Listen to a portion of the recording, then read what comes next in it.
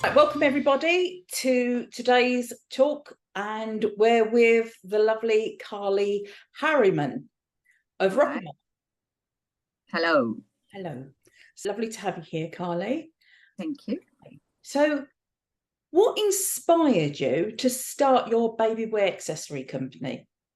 And how do you maintain a positive mindset when facing business challenges? Well, firstly, I'm not 100% sure I always maintain a positive outset. But what inspired me to start my business was that I was a workaholic when I had, with both my children. And then I had my second baby, Jemima, and I worked right up to my due date. And I would have carried on if they'd let me afterwards, but insurance purposes didn't allow that. So when I came to having her, I was sat on the settee with my baby in arms and hadn't even thought about decorating her nursery and stuff because I was working 70-hour weeks up until birth.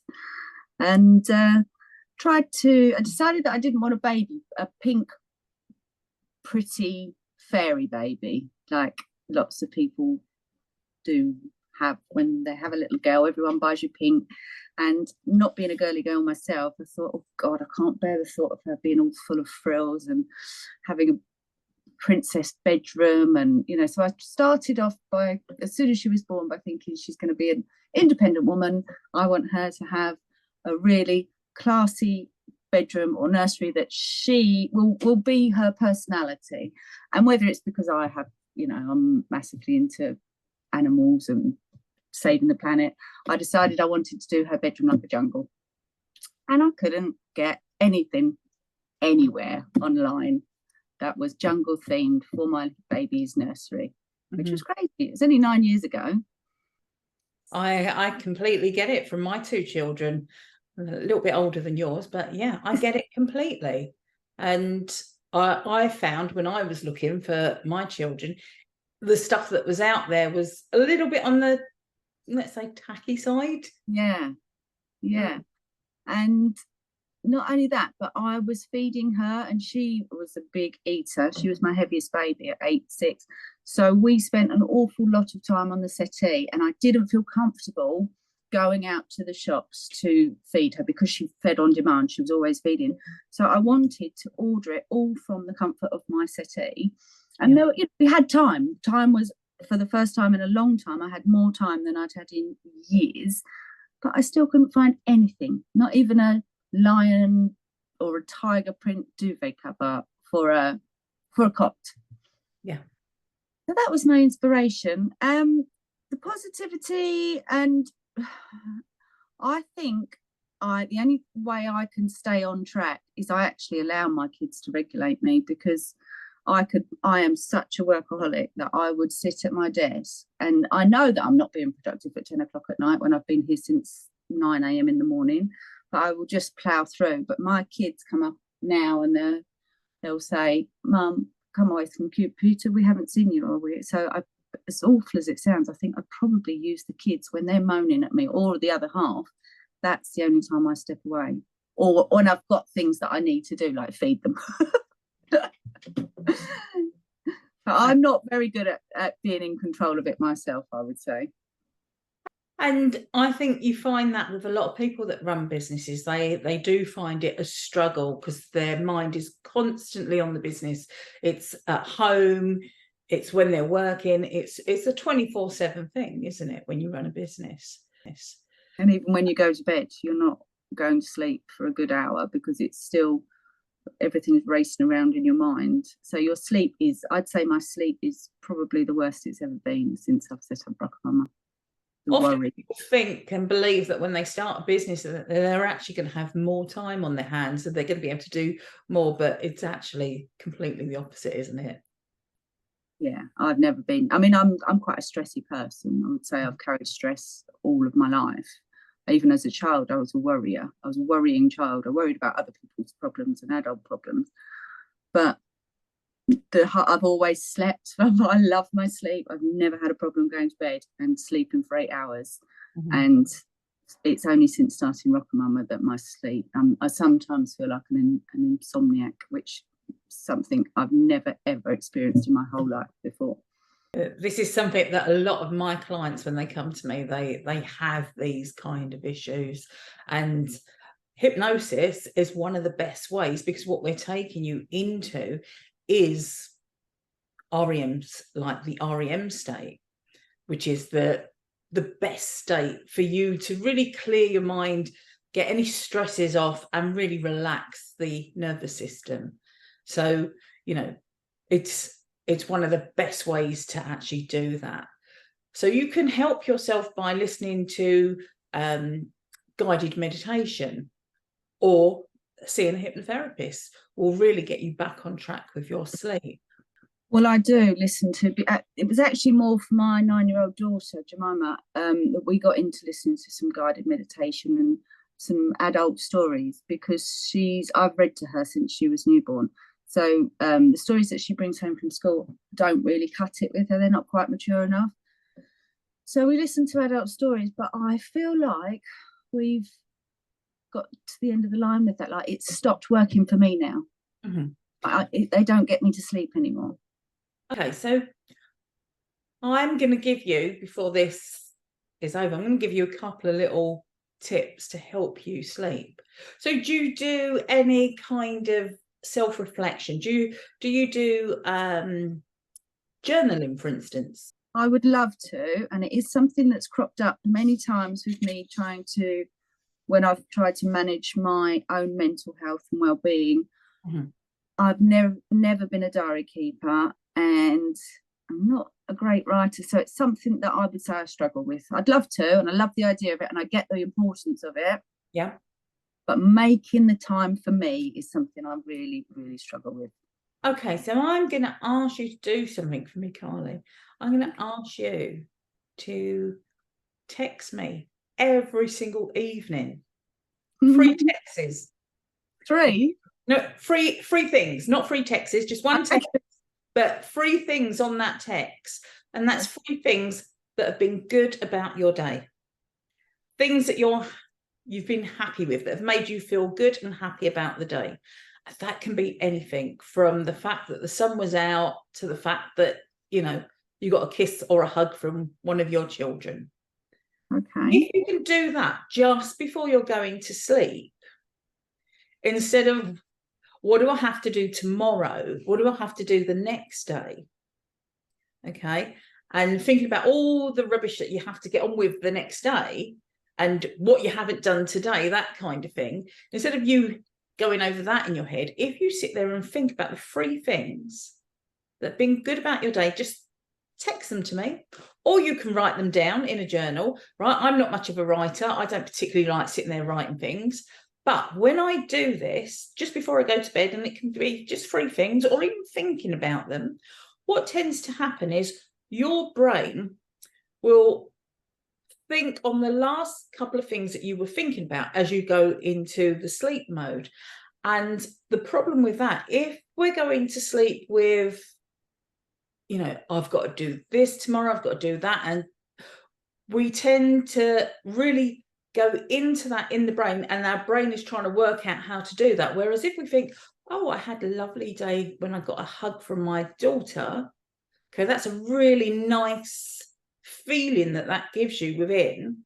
And so your brain will allow you to actually sleep better, because our brain keeps working on whatever the problem is or puzzle is for the next 4 or 5 hours. That's why we don't really get to sleep, and we sit there tossing and turning of a night time, or we do the opposite and we might hit the pillow and toss and turn for a bit, then we might go to sleep, and then our brain wakes us up in the middle of the night.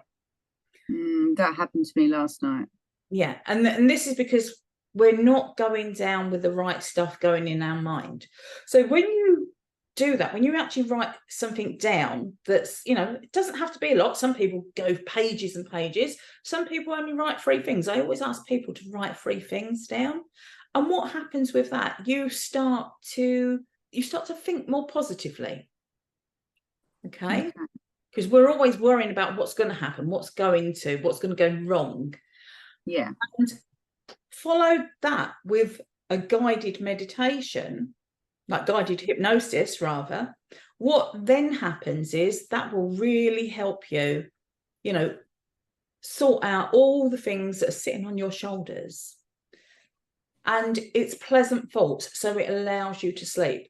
So with all my clients, what I do is I give them a recording to listen to every single night. And that just helps them to start to sleep better. Is it a recording of your voice? Yeah. Or yeah. Oh, lovely. I bore them to death. I'm good at that. Oh, fantastic. No, I like that. I do like that idea, because especially with my 9-year-old. So my 9-year-old has got, I think we call it, I don't know if there's an official term for it, but it's like, we call it wee anxiety, but she anxiously urinates repeatedly at bedtime, and it has nearly pushed me over the edge. But I have noticed that it kind of started about the same time as I started Rocker Mumma. They went into the same room together. They're a 5-year-old and a 9-year-old. Obviously, they don't need to share. Well, they didn't need to share because we had enough rooms until I took a room. So then I started to blame myself, and so I stopped getting angry with her. But bedtimes especially if she goes to bed at 8 rather than 10, which obviously she can't go to bed at 10 on a school night. She goes to the toilet like 25 times, and I'm not over exaggerating, just a wee. And there's always wee there, and we've all assessed it in the family, and I've taken her to the doctors and I had her bladder checked and her blood sugar level. She's not diabetic. So we introduced guided hypnosis, but the problem is there's a guy that I quite like. She thinks he's creepy, his voice. So sometimes with this, I mean, I don't really work with children, but I have colleagues that do and stuff. And it is often a mind thing. It's just the stress of, like, once it's happened once to them, the fear kicks in that it's going to happen again. And they're almost so frightened it will happen that they almost make it happen. Yeah, absolutely. We all know that only happens at bedtime. Yeah. And that can often be easily taken care of. A couple of sessions, and she could change that behaviour completely. I could do with that. We'll look into that. Okay, so as a business owner, yes, how do you balance your sort of productivity whilst maintaining your stress levels and not getting burnt out? What do you do? I would say it's only through bitter experience that I am fully aware of my signs of burnout. So I just stop, and I'm in the early stages of the business, so I kind of can sometimes, like summer holidays was a prime example. I thought stupidly that having lots of little trips away was the answer to not leaving the company for a whole week. Yeah. By having a weekend or a night away here throughout the 6 weeks holiday, the kids would stay entertained, and I would still be able to do send out my orders. It didn't really work like that in hindsight. And I got through to about the middle of the holiday where we were going away for 2 nights. Then, like camping and that, there's a whole week lead up to it, and then there's washing for another 5 days afterwards when there's a family of 5.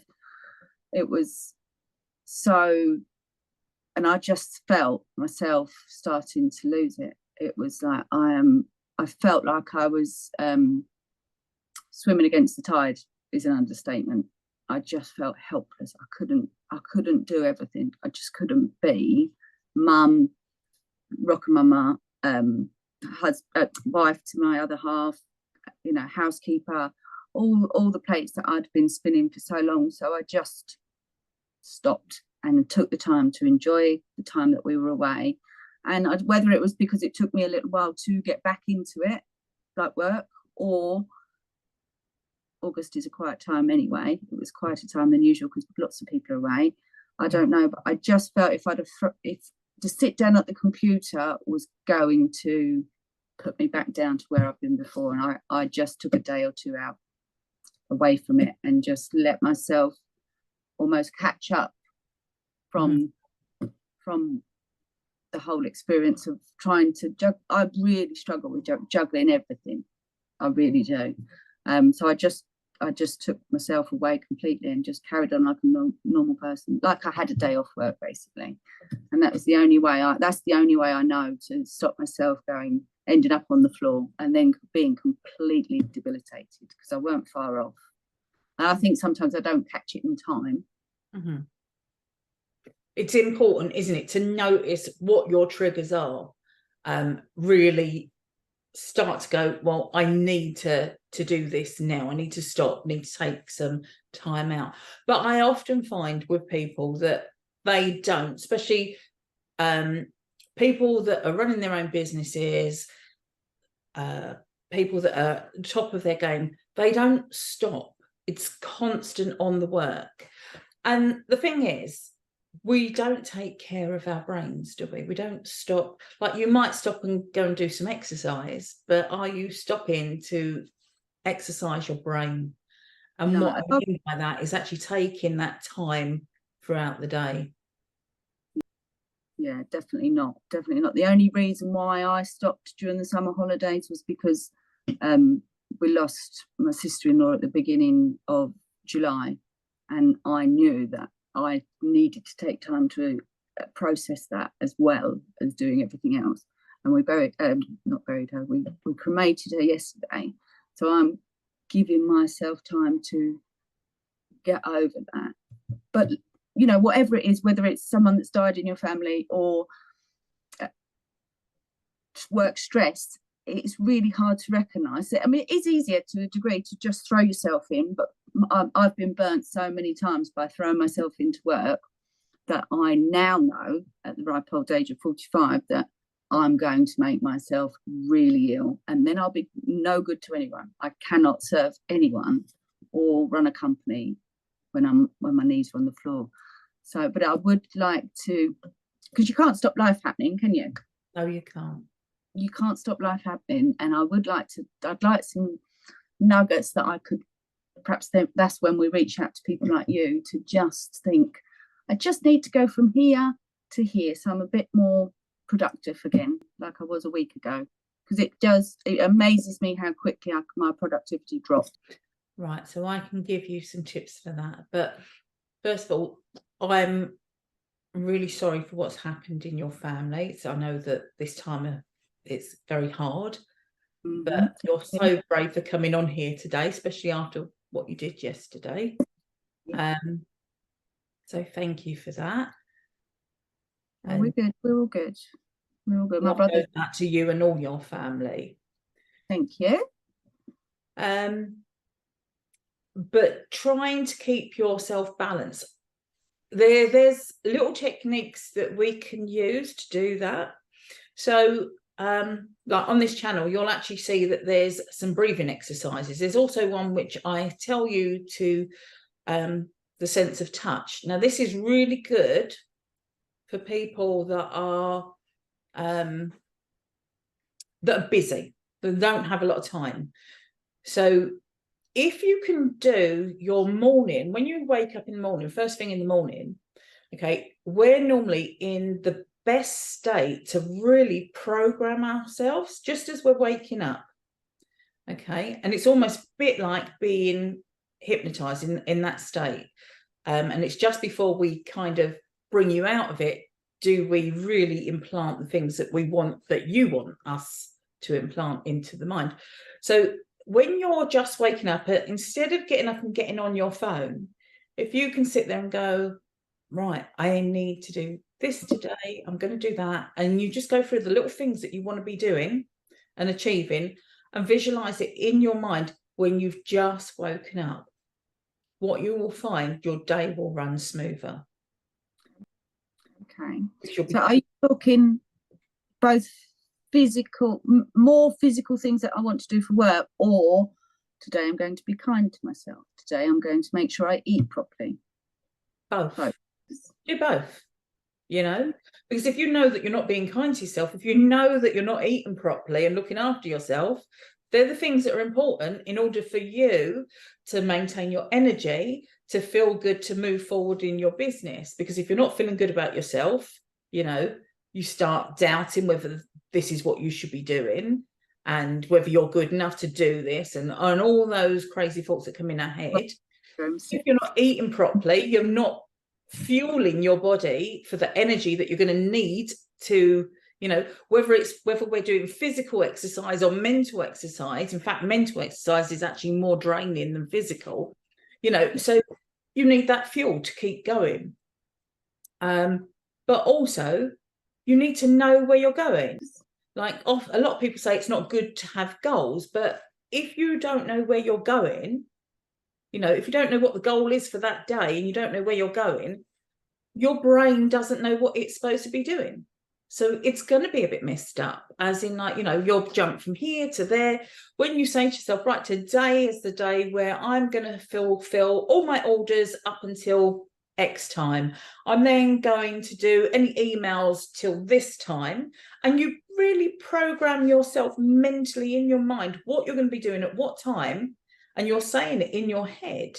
Just when you wake up, that first thing you do when you wake up, instead of picking that phone up and getting, you know, checking your Instagram, your Facebook and all that, it's planning what you need to do throughout the day, the important stuff. And that really helps. Then throughout the day, if you imagine yourself like a phone, you imagine your phone, okay, you get on the phone, you talk for an hour. That battery's coming down, isn't it? Yeah. And then you go talk for another hour. It's come down even more. And you talk for another hour. And before you know it, your battery is really low. And it's basically exhausted, the phone. But if you was to charge it, say 5-10 minutes after you've had a conversation the first hour, what would happen? It would top up, wouldn't it? So the battery would never really come down too much and you keep charging up. It's the same for us. If you can do a little meditation on the hour, or, you know, every so many hours, what you will find is you will top up your energy levels and you will actually be more productive. We often think we have to keep going to be more productive. The days that you're more productive, I bet you are not on the go, and you probably spend less hours working when you're more productive than when you're just work, because we've only got so much that we can give. So what I always say to people is, if you can close your eyes, take a deep breath in, and then put your thumb and your forefinger together. And as you close your eyes, really feel, slowly moving them around, really feeling the different sensations and all the little grooves, everything in those as you move those fingers together. Okay, and you just do that for a little bit and you keep moving them slowly like that. Well, I can feel an instant lift in my shoulders. Is that my imagination? Just breathing in and out as you're doing it. Okay, and your focus is here on all the little grooves. It's not on your work.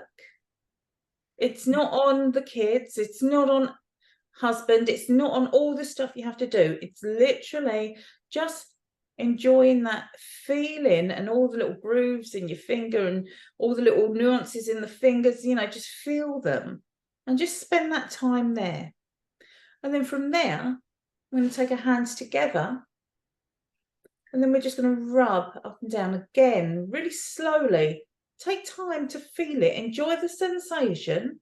Feel all the little grooves in the palm of your hand moving up. Really feel it and really enjoy it as you're doing it. Remembering to breathe in and out. In and out. Okay. And then I want you to put your hand on your tummy. And then I want you to breathe in. feel what's happening to your tummy as you breathe in. It should be coming out. And as you breathe out, it should be coming in. So focus on that breathing now. And you do that a few times. Breathing out through the mouth as you breathe out. And what that does, that calms your nervous system down. Because we're just practicing some breathing. We're taking our mind away from everything that's going on. We're bringing it into focusing on one thing. Okay? And that's quite a pleasurable feeling. That's quite a pleasurable feeling. And the feeling of breathing, it's really good to just stop and breathe sometimes. Okay, and if we do that for 2 minutes, the whole exercise takes 2 minutes. And you can actually find this on my YouTube channel. Okay, it's called The Sense of Touch. If you do that, what you will find is you're charging yourself up. So if you can have a 10-minute meditation in the morning and then charge yourself up each day, each hour, or at least as many times as you possibly can. I know it's not always possible to do it on the hour, and you know, but we all need a wee. You can have a wee to do that. Yeah, I usually go to the wee at least once an hour, if not more. Yeah, so you can do that while you're sitting there having a wee. I don't suggest the boys do it because that wouldn't be very good. Whoever cleans the toilet. But if you do that, you'll find it'll start to relax you. Yeah, I like that. That was really good. It is just making those changes to your daily routine, isn't it? And it's one thing I've never been able to incorporate. I know that it works and I've done breathing exercises, but it's, for me, it's stopping. I'm 100 miles an hour and I always have been my whole life. But obviously, I've hit the deck a few times. So I know that I need to enforce these things. It is just the actual doing of it. Well, I found the same thing myself, but that's how I used to be. It was like, go, go, go, everything, no stopping. The only time I stopped was when I was really ill. Yeah. And that would be me stopping because I was really unwell and then back on it again. But as time went on for me, and when I hit my, I think, mid-40s, I come down with an autoimmune disease brought on by stress. Yeah. And that's when I changed everything for me. That's when I started to really focus on my body, relaxing myself and really getting into that side of life. And it often takes us to have a major change in life to get there. But that's when I changed everything around. And now I will incorporate it in day-to-day life. I don't ever go to bed without listening to a hypnotic recording. Because, you know, we all have crap that happens in life. We all have stressful days. Doesn't matter who you are. We all have it. You know, no one's immune to it. And so that's my way of dealing with it. You know, some exercise, whether it's just stretching or, you know, going for a walk, because we often think of exercise as having to get the like wrong, go down the gym, but it's whatever you like, whether that exercise is dancing in your kitchen, singing and dancing in your kitchen, you're getting that movement going, you're getting some exercise in your body, you know, having the time to sit back, relax, and just think of nothing. Or you can think of things, but pleasant things. Often when we sit there and we try to think of nothing, we find it hard to think of nothing. I find that incredibly hard. Yeah. That's incredibly hard to just Yeah. I teach my kids to bat all their negative thoughts away. I'm not very good at it myself. I'm really not. It takes time and it takes practice. And this is where the journaling comes in. So when I say to you, write 3 things down of a night time, okay, that's literally you're doing that because you're training the brain to think positively. Because automatically we are as humans, we are looking for the negatives. The brain thinks negatively. We are looking for the dangers. Stems back from it takes time and it takes practice. And this is where the journaling comes in. So when I say to you, write 3 things down of a night time, okay, that's literally you're doing that because you're training the brain to think positively. Because automatically we are, as humans, we are looking for the negatives. The brain thinks negatively. We are looking for the dangers. Stems back from from when we began. If there was a movement in the bushes, it meant there was a danger. If there was snow ice outside, or some wild, we couldn't go out. We had to cover our heads out, and stay in the cave. So we are almost programmed over the centuries to be this way. But, yeah. It's about you reprogramming yourself and programming yourself to think more positively. It's normal to think, as humans, we normally think negative. So now you've got to change that around and start reprogramming your brain to do that and to do it naturally. And the more you sit there thinking of all the things that are good in your life, you start to feel more positive about things that are happening. Okay. Yeah. That's even like I know that you've just had a bereavement. Even with bereavements, we can look at them and see them in a completely different way, and a way that is more comforting to us as well, and in a more positive light than that really sad way that we can feel about them. Yeah, I did. I thought when it happened, I felt we were really both my brother and I. My brother had obviously massive ups and downs, but I felt it was like an eye-opener, like a reminder how short life is. And I felt that I was doing really, really well. Unfortunately, since the lead up to the funeral and yesterday, I feel like that's all been wiped away again. I feel really, really, and I'm sure it's just the process of grief. Yeah. But I feel very, very, like, I was very emotional, and I took steps and medication to not be emotional, and I was even more emotional than I've ever been at any other funeral before. So I was a bit taken aback by how much emotion there was, considering how positive I had been. That's more of so that often when someone passes, at the beginning part, we can feel it sounds strange, but almost like an excitement of energy running through our body. And that's more of we're not taking it on board in a sense. Yeah. And it's only when we actually do the burial part that it becomes more reality to us. Yeah. And that's when it hits home. And then after we start to go through that real grieving process, and it takes some time to go through it,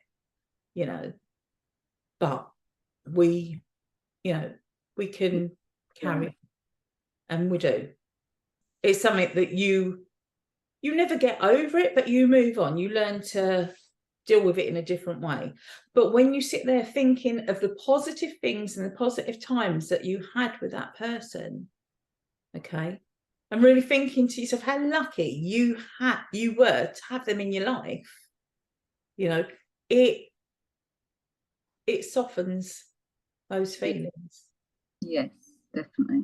So tell me more about the brand then.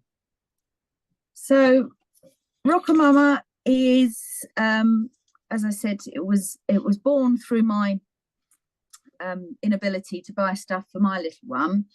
But actually, as I've gone on, I've sort of unleashed my inner. So it only occurred to me recently that when I was young, I was an eco warrior, like all the way through school. When I used to do my art projects and everything, I always look back with real fondness. I made it to the papers a lot because I was without sounding big-headed, I was very good at art. So, and all my things in the paper were, I was doing something for the pandas or the trees, or, you know, in those days it was not cutting trees down, wasn't it, like it is plastic today.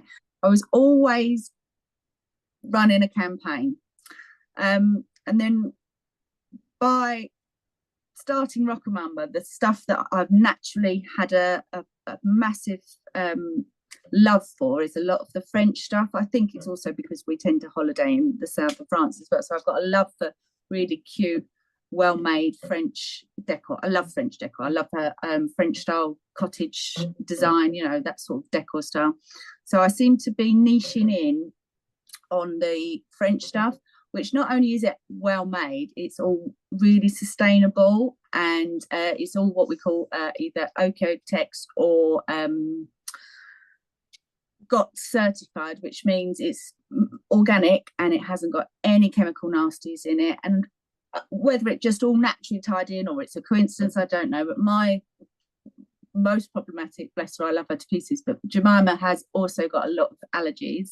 So that sort of led me into this fabric that we use for all the sheets and the bedding. It's she used to have a night cough all the time, and we went all through the doctors and, you know, tried to give her asthma pumps, and it never made any difference. And by doing lots and lots of things, like you have to for your mental health, doing lots of things to help her skin and her breathing, we seem to eradicate the night cough. And one of those things that I did was to get organic bedding. And so now one of my big passions about, and what I'm really going to start pushing on my Insta, is that this bedding that we use is so stringently tested. It's not just like for the safety of the baby, but it also means that there's no unethical working practices, and everything's just sustainable, and there's a promise to make sure that it's all everything's disposed of, and it's all planet friendly. So it kind of, there's a lot that really sits in my true beliefs that we sell. It's all to do with not just the planet, but obviously the safety and security of the little ones. And I don't think, speaking to people as I have been, especially since joining BBE, that many parents are aware that, you know, things that emit from our clothing that we wear. A good example that came up the other day with the school uniform was all this stay press stuff they pump into shirts so that they're easy to iron. They actually stink. They're so chemically. It's you know, if your kid hasn't got sensitive skin and it works for you, that's all fine. But that stuff to breathe in until it's had about 100 washes isn't that good for little lungs. So that's my mission now, to start making people a little bit more aware and conscious about what they're buying,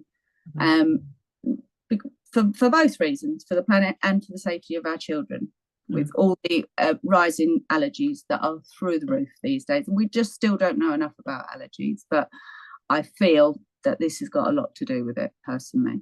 Yeah, it's great stuff.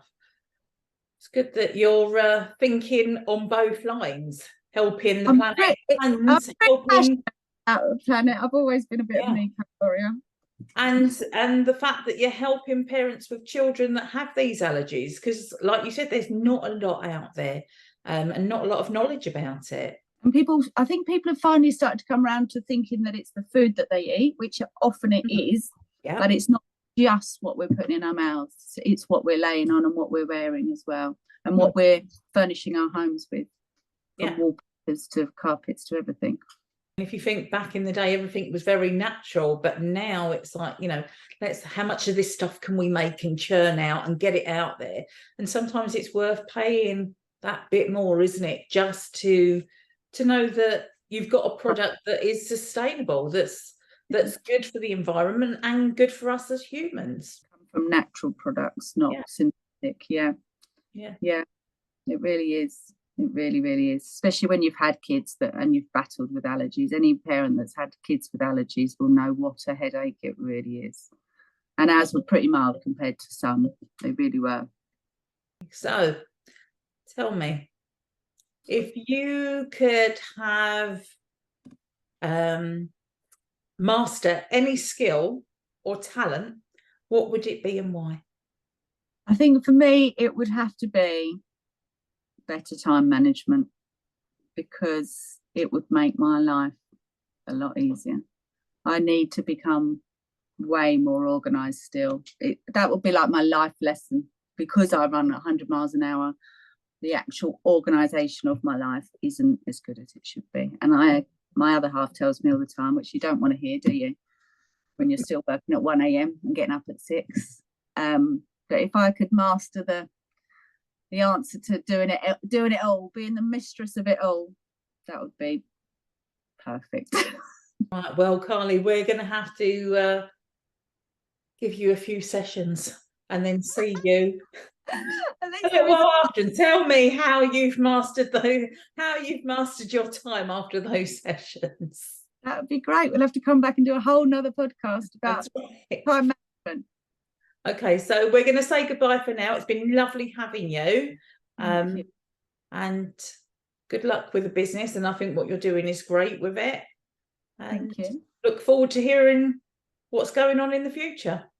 Okay, Carly. So if any of our listeners want to find your website, how can they go about getting your accessories, your baby accessories? You can find me at www.rockermumma.com, and also follow me on Insta at rocker_mumma. Fabulous. Fabulous. That's it. You can find Carly at rockermumma.com.